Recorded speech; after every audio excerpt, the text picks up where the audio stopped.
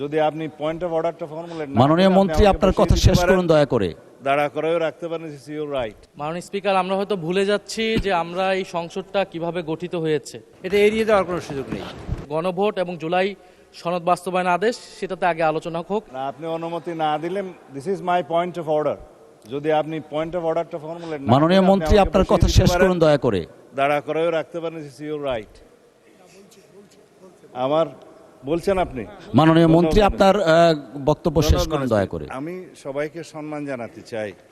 আপনি দয়া করে মাননীয় বিরোধী দলীয় নেতা একটা প্রস্তাব উত্থাপন করেছেন আলোচনার জন্য, যেটা মাননীয় স্পিকার বিগত দিনে ওনাকে অনুরোধ করেছিলেন আপনি বিধি মোতাবেক নোটিশ উপস্থাপন দেন, আমরা বিধি মোতাবেক আলোচনার জন্য আপনাকে সময় দেব।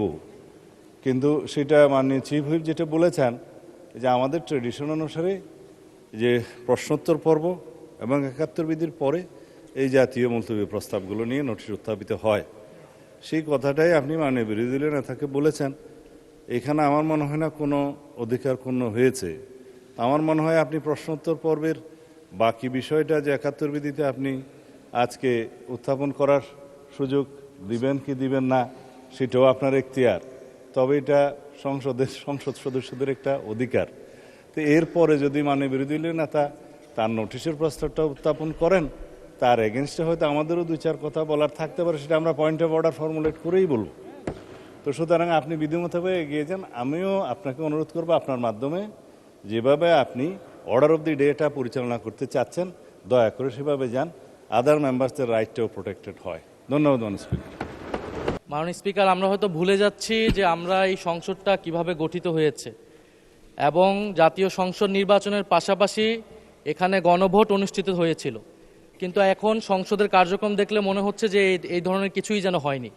ফলে এটি যে কোনো জনগুরুত্বপূর্ণ ইস্যুর তুলনায় সবচেয়ে বেশি গুরুত্ব সহকারে এই সংসদে আলোচনা হওয়া উচিত, এর সুরাহা হওয়া উচিত, তারপরে আমাদের যে রেগুলার যে দৈনন্দিন কার্যক্রম সেটি হওয়া উচিত। আমরা আজকে বিধি মোতাবেকই আমাদের বিরোধী দলীয় নেতা উনি নোটিশ দিয়েছেন।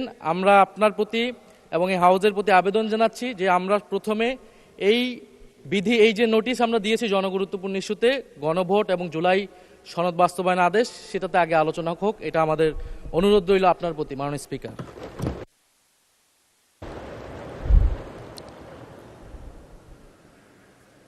মাননীয় বিরোধী দলের মাননীয় চিফ হুইপ। জি, মাননীয় স্পিকার, বিরোধী দলের নেতার প্রতি যথাযথ সম্মান রেখেই বলছি, এটা যাবৎকাল বাংলাদেশের স্বাধীনতার পর থেকে যা হয়ে আসছে, যার কাস্টম এবং যেটা রেওয়াজ আমরা চালু করেছি, তা হলো এই যে সংসদ সদস্যদের অধিকার যে প্রশ্নোত্তর আমরা সংসদকে লায়াবল করব, তাদের কাছে অ্যাকাউন্টেবল করব।